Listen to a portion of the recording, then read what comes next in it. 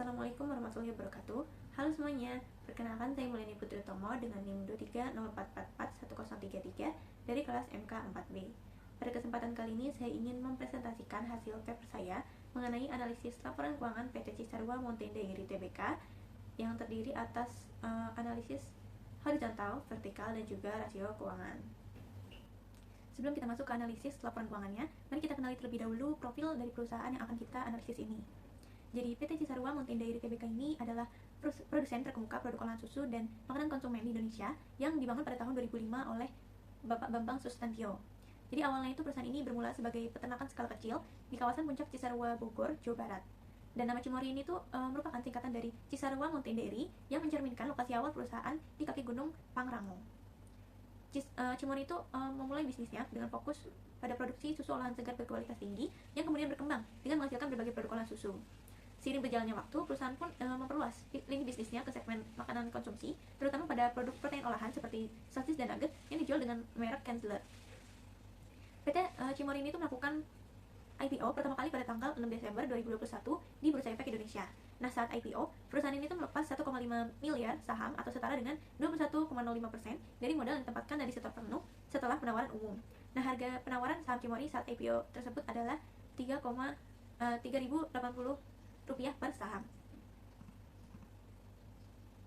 IPO PT Cimory tercatat sebagai salah satu IPO terbesar di Indonesia pada tahun 2021 dengan nilai mencapai 4,62 triliun, di mana dana hasil IPO-nya digunakan oleh perusahaan untuk ekspansi bisnis, terutama pembangunan fasilitas produksi baru dan memperkuat jaringan distribusi.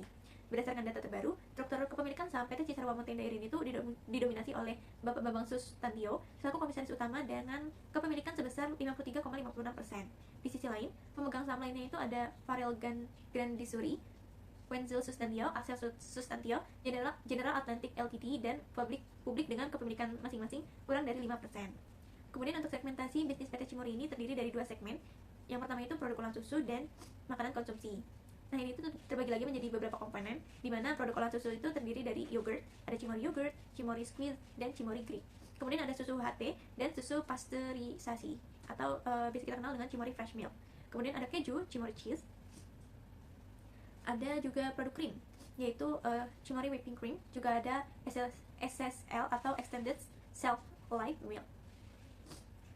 Kemudian untuk segmen makanan konsumsi itu ada produk protein olahan dengan merek Kensler yang berupa sosis, nugget, dan juga produk daging olahan lainnya. Terus juga ada bakso aci akang, dan berikutnya ada puding dan jelly. Kemudian untuk segmentasi pasar PT Cimory ini tuh juga terbagi lagi menjadi beberapa bagian yang dibagi berdasarkan geografinya, demografinya, dan juga saluran distribusinya. Yang pertama itu berdasarkan geografinya, yaitu dari pasar domestik dan juga pasar internasional. Untuk demografinya itu dibagi menjadi keluarga kelas menengah dan menengah atas, kemudian juga ada konsumen sadar kesehatan, ada kaum muda urban, dan juga anak-anak untuk produk seperti yogurt dan sosis. Kemudian segmentasi pasar berdasarkan saluran distribusinya itu ada modern retail melalui supermarket, hypermarket, juga minimarket. Kemudian ada traditional retail yaitu toko kelontong, terus ada horeca atau hotel, restoran, cafe, e-commerce, dan online marketplace, juga gerai fisik sendiri yaitu Cimory Dairy Shop. Berikutnya ada CSR atau Corporate Social Responsibility atau bentuk tanggung jawab sosial perusahaan, di mana PT Cimory juga memiliki program CSR yang dilakukan sebagai bentuk tanggung jawab terhadap masyarakat yang terdampak dan mempengaruhi kegiatan operasional. Inisiatif ini dilakukan untuk memberdayakan dan meningkatkan kapasitas masyarakat sehingga dapat memajukan perekonomian lokal.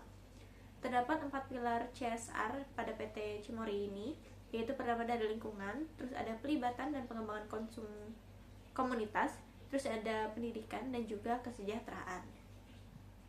Program sosial ini ditunjukkan dari bertambahnya mitra peternak susu skala kecil dari yang awalnya 15.659 menjadi 15.784. Terus juga terdapat penambahan pemasok lokal dari yang awalnya 1.466 menjadi 1.778. Kemudian ada penambahan lagi dari agen Miss Cimory dari yang awalnya 5.494 menjadi 7.127. Kemudian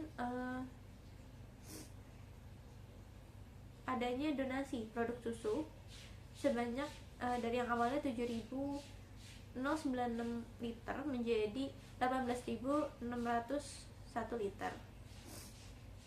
Kemudian Cimory juga melakukan penanaman bibit pohon dari yang awalnya itu cuma 433 bibit. Di tahun ini tuh dia, di tahun 2024 tuh dia melakukan penanaman bibit pohon sebanyak 4.993 bibit. Berikutnya itu keberlanjutan, di mana PT Cimory ini tuh memiliki 8 SDG utama yang menjadi prioritas sebagai upaya mendukung bisnis keberlanjutan secara global. Yang pertama itu ada SDG 2, yang mana dilakukan melalui program Tanpa Kelaparan, yaitu di mana perusahaan itu menjalankan program nutrisi sekolah yang berhasil meningkatkan status gizi siswa hingga 22%. Kemudian SDG 6 melalui program air bersih dan sanitasi layak, di mana perusahaan berhasil mendaur ulang 65% air produksi sebagai bentuk kepedulian terhadap konservasi air. Kemudian ada SDG 7, yang mana dilakukan melalui program energi bersih dan terjangkau. Bentuk realisasinya itu perusahaan telah memenuhi 25% kebutuhan energinya dari sumber terbarukan. Kemudian ada SDG 8, yang mana terkait dengan program pekerjaan layak dan pertumbuhan ekonomi, yang ditunjukkan dari pendapatan peternak mitranya itu meningkat sebesar 18%, mencerminkan kontribusi perusahaan terhadap kesejahteraan ekonomi lokal.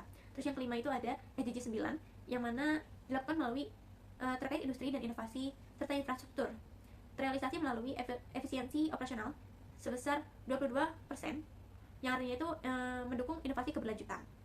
Kemudian untuk SDG 12, lewat program konsumsi dan produksi yang bertanggung jawab, perusahaan berhasil mengurangi limbah kemasan hingga 850 ton. Kemudian SDG 13 terkait penanganan dan perubahan iklim, perusahaan berhasil melakukan penurunan emisi sebesar 22%. Kemudian SDG 17, di mana perusahaan mewujudkannya itu melalui program kemitraan untuk mencapai tujuan, melalui keterlibatan perusahaan dalam 5 proyek penelitian kolaboratif yang memperkuat sinergis lintas sektor untuk perkembangan berkelanjutan. Nah, jadi CSR PT Cimory itu dibagi jadi 4 pilar tadi. Yang pertama itu ada pemberdayaan ekonomi masyarakat atau Cimory Peduli Ekonomi, yang mana berdasarkan laporan keberlanjutan tahun 2024, perusahaan itu telah mengalokasikan dana sebesar 15,7 miliar untuk program pemberdayaan ekonomi ini, yang mana meningkat sebanyak 23% dibandingkan tahun sebelumnya. Program ini tuh difokuskan pada 3 kelompok utama, yaitu peternak sapi perah, UMKM lokal, juga kelompok masyarakat rentan. Di pengembangan peternak sapi perah lokal ini tuh PT Cimory telah bermitra dengan 5.750 peternak sapi perah lokal pada tahun 2024, yang meningkat dari awalnya itu cuma 4.800 peternak. Nah, program kemitraan ini tuh mencakup dari pelatihan manajemen peternakan modern yang diikuti oleh 1.200 peternak. Terus juga adanya bantuan teknis untuk peningkatan kualitas susu yang diberikan kepada 3.500 peternak. Terus juga PT Cimory menyediakan bibit sapi unggul kepada 500 peternak baru. Dan yang keempat itu ada jaminan pembelian susu dengan harga yang kompetitif. Dari program ini diperoleh hasil berupa peningkatan rata-rata pendapatan peternak sebesar 17,5%, juga peningkatan kualitas susu yang memenuhi standar internasional dengan rata-rata kandungan protein yang meningkat dari 2,3% menjadi 3,5%. Yang kedua itu ada pemberdayaan UMKM lokal, yang mana pemberdayaan ini itu dilakukan di 12 kabupaten di sekitar pabrik PT Cimory.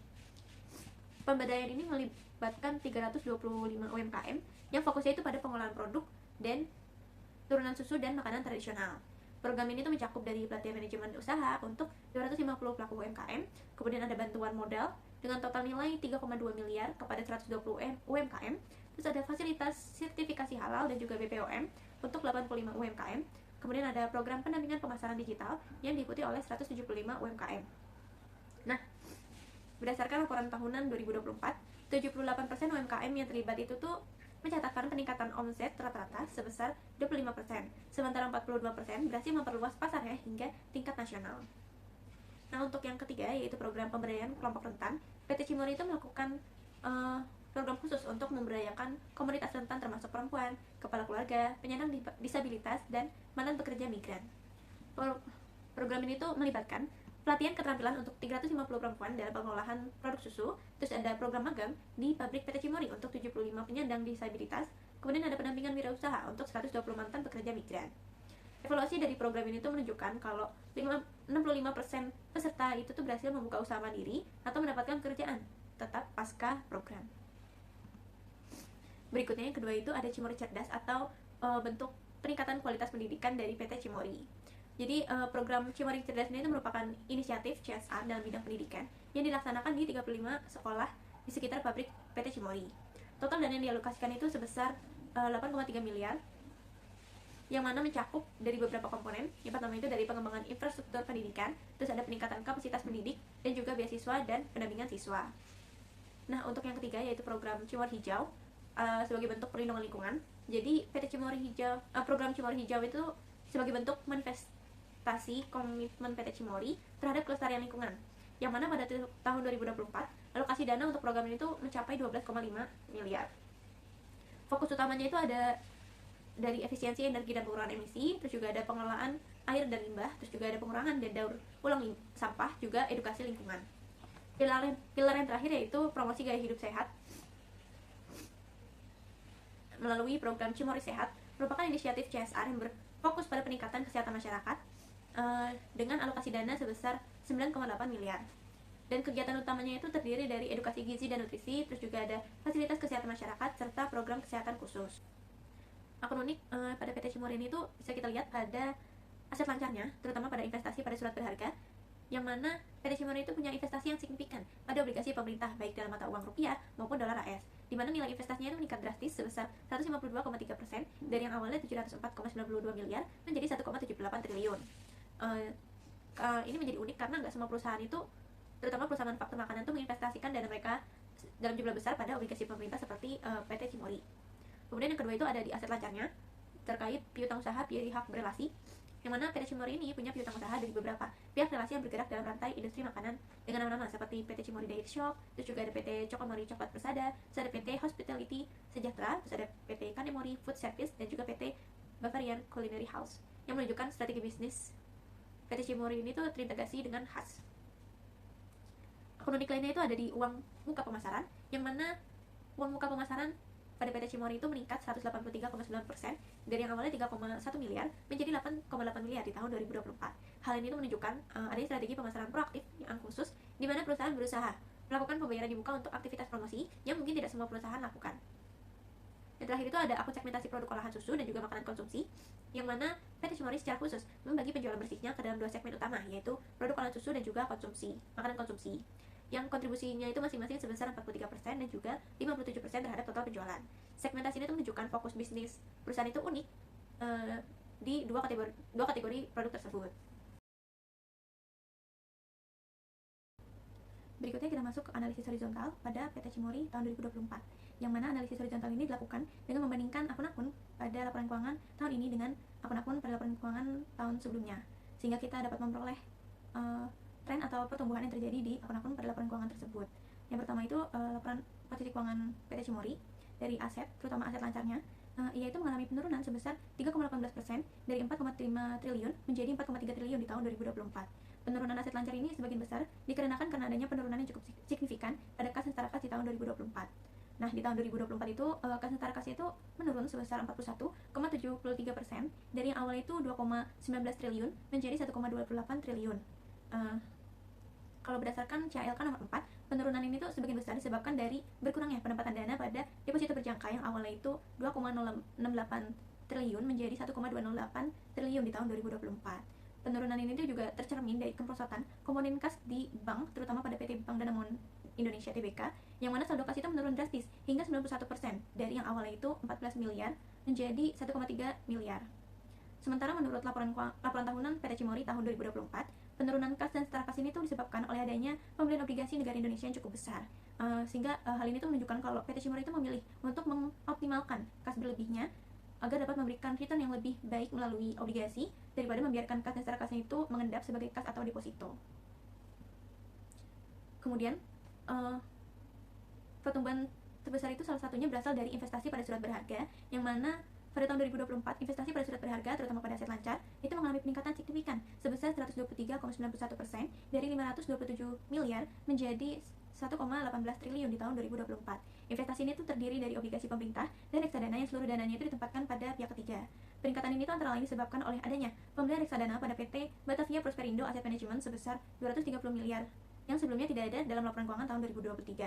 Hal ini tuh menunjukkan kalau strategi PT Cimori itu ada strategi diversifikasi investasi guna mengoptimalkan dananya sehingga dapat memperoleh return yang lebih baik. Selain pembelian reksadana, peningkatan pada akun ini tuh juga dipengaruhi oleh bertambahnya pembelian obligasi jangka pendek yang meningkat dari 527,3 miliar menjadi 950 miliar di tahun 2024.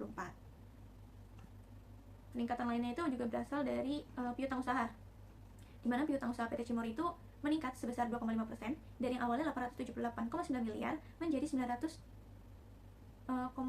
miliar yang ditopang dari peningkatan pada piutang usaha pihak ketiga. Piutang usaha pada pihak ketiga PT Cimori itu memberikan kontribusi yang cukup besar untuk meningkatnya piutang usaha, yang mana dia mengalami peningkatan sebesar 3,11% dari yang awalnya 869 miliar menjadi 896 miliar. Peningkatan ini tuh salah satunya disebabkan oleh meningkatnya piutang usaha pihak ketiga dalam bentuk dolar AS dari 13 miliar menjadi 28,69 miliar atau meningkat sebesar 120%. Peningkatan itu menunjukkan kalau sebagian besar piutang PT Cimori itu berasal dari transaksi dalam mata uang asing atau PT Cimori lebih banyak melakukan penjualan dalam ke luar negeri dengan pembayaran dalam dolar AS. Kemudian perlu diperhatikan kalau fluktuasi nilai tukar dolar AS terhadap rupiah juga dapat mempengaruhi nilai piutang sehingga membuat nilai piutang dalam rupiah itu semakin besar meskipun jumlah transaksinya itu tetap. Kemudian untuk perubahan peningkatan terbesar itu juga ada dari piutang lain-lain pihak ketiga yang mana yaitu meningkat cukup pesat sebesar 171,82% dari yang awalnya itu 16,8 miliar menjadi 45,7 miliar. Peningkatan ini disebabkan oleh naiknya piutang, terutama dalam dolar AS, yang mencapai 26,1 miliar dari 6,3 miliar pada tahun sebelumnya. Serta adanya peningkatan piutang dalam rupiah sebesar 19,5 miliar dari yang sebelumnya itu hanya 10,5 miliar. Peningkatan ini tuh menunjukkan kalau adanya penambahan transaksi non penjualan yang belum ditagih oleh perusahaan, sehingga tingginya piutang ini tuh mengindikasikan kalau PT Cimori itu banyak melakukan transaksi menggunakan mata uang asing, dalam hal ini adalah dolar AS. Dan juga seperti sebelumnya, yaitu perlu diperhatikan kalau kenaikan nilai piutang dalam dolar AS ini itu juga disebabkan oleh fluktuasi kurs terhadap nilai rupiah. Kemudian untuk aset tidak lancarnya, PT Cimori itu mencatatkan adanya peningkatan aset tidak lancar sebesar 51,41% atau mencapai 3,8 triliun dibandingkan tahun sebelumnya yang hanya 2,5 triliun. Peningkatan ini itu ditopang oleh bertambahnya investasi pada surat berharga oleh perusahaan, di mana investasi pada surat berharga ini tuh juga mengalami peningkatan drastis sebesar 152,3% dari 704,92 miliar menjadi 1,78 triliun di tahun 2024. Investasi dalam hal ini tuh adalah investasi dalam bentuk obligasi pemerintah yang seluruh dananya itu ditempatkan pada pihak ketiga. Peningkatan ini tuh utamanya disebabkan oleh pertambahan investasi pada obligasi pemerintah baik dalam mata uang dolar AS maupun rupiah. Pada tahun 2024, PT Cimori juga mencatatkan pembelian obligasi dalam rupiah sebesar 234 miliar menjadi 565 miliar. Kemudian pembelian obligasi dalam dolar AS juga meningkat dari 470 miliar menjadi 1,2 triliun, yang menunjukkan kalau PT Cimori itu mengalokasikan dananya ke instrumen investasi yang dianggap lebih aman dan stabil, yaitu obligasi, guna menerima imbal hasil yang lebih stabil ke depannya gitu. Kemudian peningkatan pada aset lancar itu juga dipengaruhi dari aset hak guna atau yang mengalami peningkatan cukup besar, yakni sebesar 53,61% dari yang awalnya hanya 11,2 miliar menjadi 17,3 miliar. Peningkatan ini tuh disebabkan adanya kebijakan untuk menyewa bangunan melalui perjanjian sewa pembiayaan, di mana masa sewa bangunan ini tuh umumnya berkisar antara 2 hingga 5 tahun. Selain itu, aset tetap PT Cimori juga meningkat sebesar 11,52% dari yang awalnya itu 1,65 miliar menjadi 1,84 miliar di tahun 2024. Peningkatan ini tuh didorong oleh penambahan aset berupa tanah, bangunan, sarana dan prasarana, mesin dan peralatan, serta peralatan kantor yang bertujuan untuk mendorong atau mendukung ekspansi dan pertumbuhan operasional dari PT Cimori itu sendiri. Berikutnya analisis horizontal pada laporan laba rugi PT Cimori tahun 2024. Yang pertama itu dari penjualan netonya, yang terdiri atas dua segmen utama, yaitu produk olahan susu dan makanan konsumsi, di mana pada tahun 2024 penjualan neto atau penjualan bersihnya itu bertumbuh sebesar 16,12% dari yang awalnya 7,77 triliun menjadi 9,03 triliun. Penjualan bersih dari produk olahan susu ini meningkat dari 3,65 miliar menjadi 3,87 miliar. Sementara penjualan neto dari makanan konsumsi meningkat dari 4,12 miliar menjadi 5,15 miliar.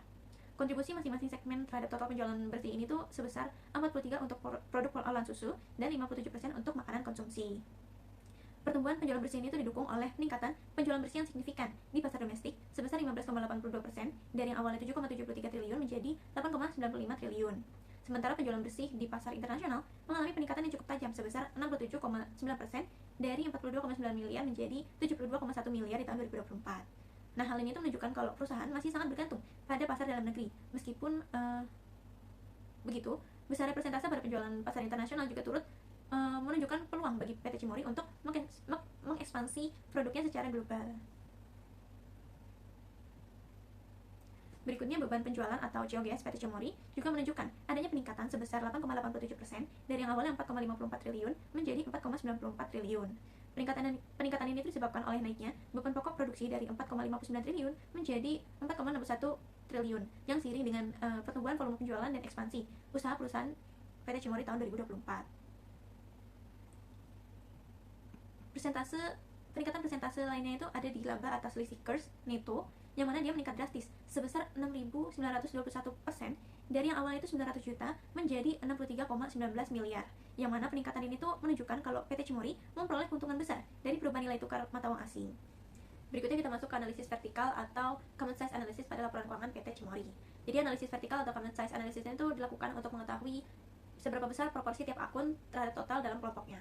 Jadi misalnya kalau di laporan posisi keuangan berarti kita untuk mengetahui proporsi tiap akun pada laporan posisi keuangan terhadap total asetnya. Sedangkan kalau untuk laporan laba rugi, maka analisis ini itu dilakukan untuk mengetahui proporsi tiap-tiap akun laba rugi terhadap net sales-nya. Kita masuk ke analisis vertikal pada laporan posisi keuangan. Yang pertama itu ada di aset. Aset lancarnya itu menyumbang sebesar 53,65% dari total aset, yang mana lebih besar dibandingkan aset tidak lancarnya. Meski demikian, sebenarnya aset lancar ini tuh mengalami penurunan daripada tahun sebelumnya yang sebesar 64,41%. Penurunan itu menunjukkan adanya pergeseran struktur aset perusahaan dari aset lancar ke aset tidak lancar. Kemudian ada kas dan sarakas, yang mana proporsi kas dan sarakas tahun 2024 itu sebesar 15,63% dari total aset, menurun cukup besar dari tahun sebelumnya, yakni 31,18% dari total aset. Penurunan ini tuh mengindikasikan kalau PT Cimory mengurangi jumlah dana yang disimpannya karena dialokasikan dalam bentuk investasi obligasi negara. Meski mengalami penurunan, proporsi kas dan sarakas ini tuh masih cukup baik untuk menjamin likuiditas perusahaan dalam memenuhi kewajiban jangka pendeknya. Kemudian investasi pada surat berharga, ia itu memiliki proporsi sebesar 14,41% di tahun 2024, meningkat dari tahun sebelumnya yang hanya sebesar 7,48%. Peningkatan itu menunjukkan kalau PT Cimory mengalokasikan lebih banyak dananya pada instrumen investasi jangka pendek yang berpotensi untuk memberikan return yang lebih tinggi daripada menyimpannya dalam bentuk kas. Selanjutnya ada persediaan, yang mana proporsinya itu sebesar 11,38% dari total aset, yang sedikit menurun dari tahun sebelumnya sebesar 12,45%. Penurunan ini tuh bisa dibilang masih cukup aman karena proporsi persediaan yang tahun 2024 pun juga masih dianggap aman karena mengingat karakteristik dari industri PT Cimory ini adalah makanan dan minuman yang butuh tingkat persediaan yang pas untuk menjamin kontinuitas produksi dan juga penjualan. Berikutnya adalah aset tidak lancar pada PT Cimory, yang mana di tahun 2024 ia menyumbang hanya sebesar 46,35% dari total aset. Meskipun proporsi ini lebih kecil daripada aset lancar, proporsi aset tidak lancar ini mengalami peningkatan signifikan dari tahun sebelumnya, itu sebesar dari 35,59% pada tahun 2023. Peningkatan ini tuh menunjukkan kalau ada penguatan investasi jangka panjang juga aset produktif dari perusahaan. Salah satu proporsi terbesarnya itu ada di aset tetap, yang mana proporsinya itu sebesar 22,42% dari total aset. Hal ini menunjukkan kalau PT Cimory tetap melakukan investasi pada aset produktif guna mendukung ekspansi juga meningkatnya kapasitas produksi. Proporsi yang besar juga terdapat pada investasi pada surat berharganya itu, yaitu proporsinya itu sebesar 21,71% pada tahun 2024, yang mana meningkat sangat signifikan dari 10% di tahun 2023. Hal ini mencerminkan kalau PT Cimory itu mengalokasikan lebih banyak dana pada instrumen investasi jangka panjang yang dinilai dapat memberikan imbal balik lebih tinggi meskipun tingkat likuiditasnya itu rendah. Berikutnya ada liabilitas jangka pendek, yang mana menyumbang 16,97% dari total aset. Liabilitas jangka pendek itu meningkat dibandingkan tahun sebelumnya yang hanya sebesar 15,05%, yang menunjukkan kalau perusahaan itu sedikit meningkatkan penggunaan dana jangka pendeknya guna kegiatan operasionalnya. Kemudian untuk utang usaha Utang usaha, terutama pada pihak ketiga dan pihak privasi, memiliki proporsi sebesar 8,02% dari total aset, yang mana sedikit meningkat dari tahun sebelumnya, yaitu sebesar 7,87% dari total aset. Berikutnya ada utang pajak, yang mana memiliki proporsi 1,03% dari total aset, dan menurun dari tahun sebelumnya, yaitu sebesar 1,47%. Penurunan itu bisa mengindikasikan kalau perusahaan itu lebih tepat waktu dalam membayar kewajiban pajaknya, atau ada perbedaan dalam perhitungan pajak antara kedua tahun tersebut.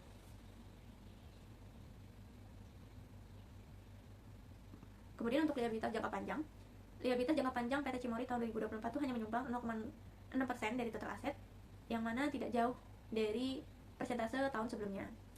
Proporsi yang kecil ini tuh nunjukin kalau perusahaan itu sangat minim menggunakan pendanaan jangka panjang dari pihak eksternal. Kemudian untuk ekuitas, modal sahamnya itu memiliki proporsi 0,97% dari total aset, yang mana sedikit menurun dibandingkan tahun sebelumnya sebesar 1,13%. Kemudian total saldo laba memiliki proporsi 35,95% dari total aset, yang mana meningkat dari tahun sebelumnya, yaitu cuma sebesar 30,29%. Peningkatan itu menunjukkan kalau PT Cimory terus menghasilkan laba, dan sebagian besar labanya itu dipertahankan dalam perusahaan guna mendanai operasionalnya juga ekspansi di masa depan.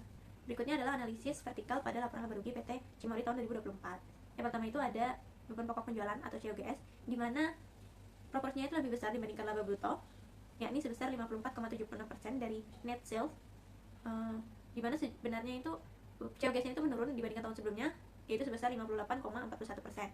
Penurunan proporsi ini itu bisa dikatakan kalau PT Cimory itu semakin efisien dalam proses produksinya, sehingga COGS-nya itu menurun. Kemudian untuk laba bruto, proporsinya itu sebesar 45,24% dari net sales, yang mana ia tuh meningkat dibandingkan tahun sebelumnya, yakni dari 41,59%. Peningkatan ini tuh konsisten dengan penurunan proporsi COGS yang menunjukkan kalau adanya perbaikan dalam efisiensi operasional atau penentuan harga produk PT Cimory. Kemudian untuk beban penjualan dan pemasaran memiliki proporsi 24,4%, yang mana meningkat dibandingkan tahun sebelumnya yang hanya 20,89%. Peningkatan ini tuh menunjukkan kalau PT Cimory semakin kuat dalam investasi pemasaran dan distribusinya guna mendukung pertumbuhan penjualan dan memperluas pangsa pasar. Selanjutnya kita masuk ke analisis rasio. Yang pertama itu ada current rasio yang dilakukan untuk mengevaluasi kemampuan aset lancar perusahaan untuk melunasi kewajiban jangka pendeknya.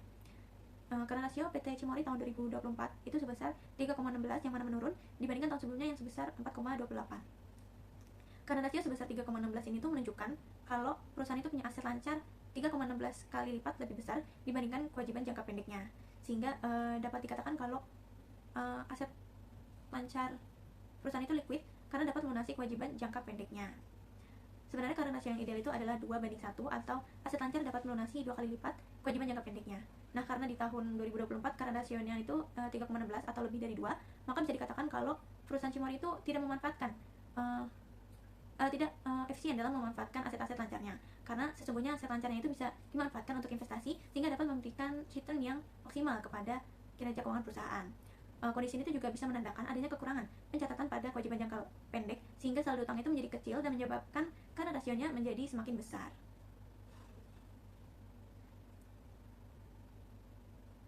Berikutnya yang kedua itu ada quick ratio, yang benar dilakukan untuk mengukur kemampuan perusahaan untuk memenuhi kewajiban jangka pendeknya menggunakan aset lancar tanpa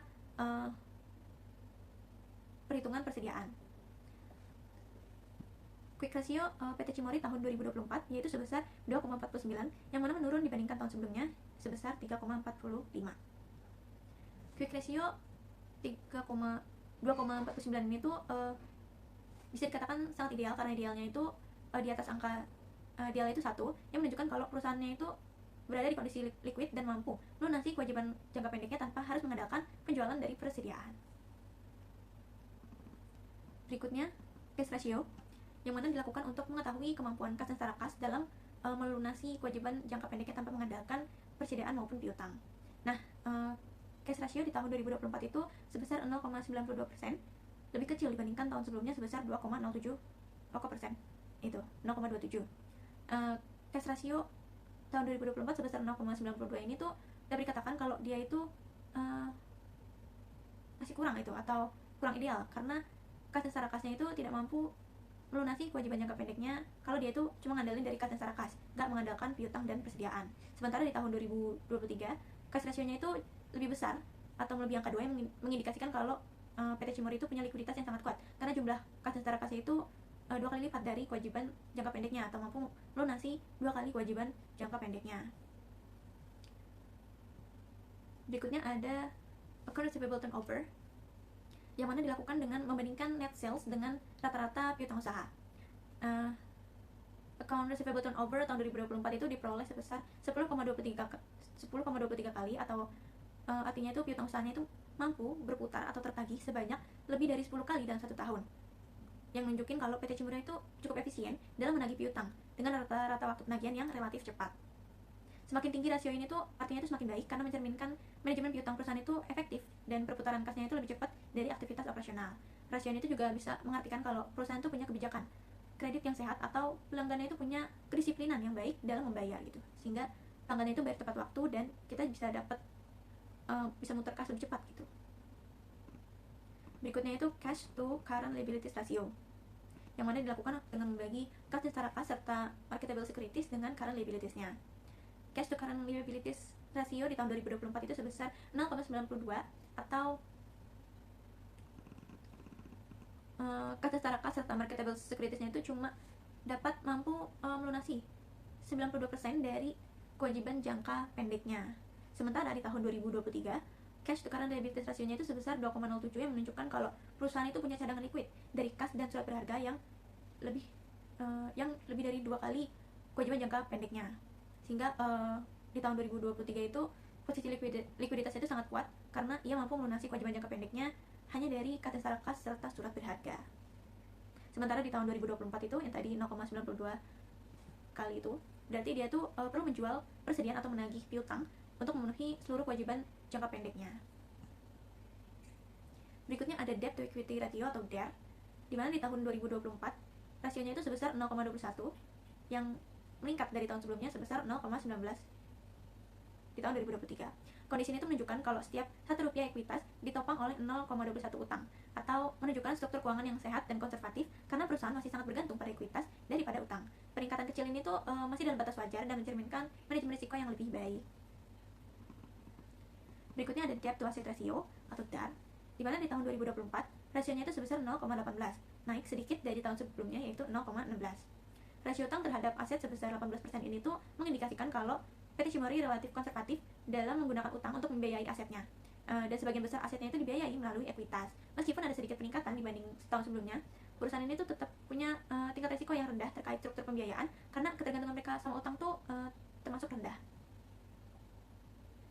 Berikutnya ada long term debt to equity ratio, yang mana diukur dengan membagi liabilitas jangka panjang dengan total ekuitas. Di tahun 2024, rasionya itu sebesar 0,007, atau proporsi utang jangka panjangnya itu cuma 1% dari ekuitasnya. Begitu pula di tahun 2023 yang perubahan itu tidak begitu jauh, hanya lebih besar 0,001, yang menunjukkan kalau PT Cimori itu punya risiko keuangan yang rendah terkait dengan kewajiban jangka panjangnya. Berikutnya yaitu rasio profitabilitas, yakni dari return on equity, yang mana dilakukan dengan membagi net income dengan total ekuitasnya. Di tahun 2024, ROE-nya itu sebesar 1,34, meningkat sedikit dari tahun sebelumnya yaitu 1,31 kali. Nah, ROE sebesar 1,34 ini tuh menunjukkan kalau setiap rupiah ekuitas itu menghasilkan laba bersih sebesar 1,34 rupiah. Begitu pula pada tahun 2023 yang ROE-nya itu tidak berbeda jauh dan menunjukkan kalau perusahaan itu masih efisien dalam menghasilkan laba dari ekuitas. Kemudian return on asset atau ROA, yang mana dilakukan dengan membagi net income dengan total aset perusahaan. Nah, ROA di tahun 2024 itu sebesar 1,102, menurun sedikit dari tahun sebelumnya itu 1,103.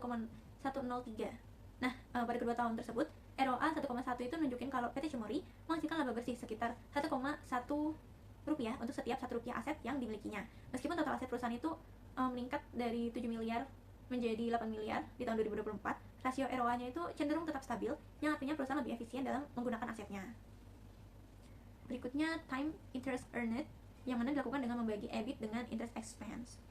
Time interest earned pada tahun 2024 itu sebesar 1.245,76 kali, dan di tahun 2023-nya itu 201,23 kali, yang nunjukin kalau perusahaan itu punya kemampuan yang sangat tinggi dalam memenuhi kewajiban pembayaran bunga atas utangnya. Atau dapat dikatakan kalau laba usaha yang dihasilkan perusahaan itu jauh lebih dari jumlah beban bunga yang harus dibayarkan, dan nunjukin kalau kondisi keuangan perusahaan itu sangat sehat dan rendah risiko gagal bayar bunga.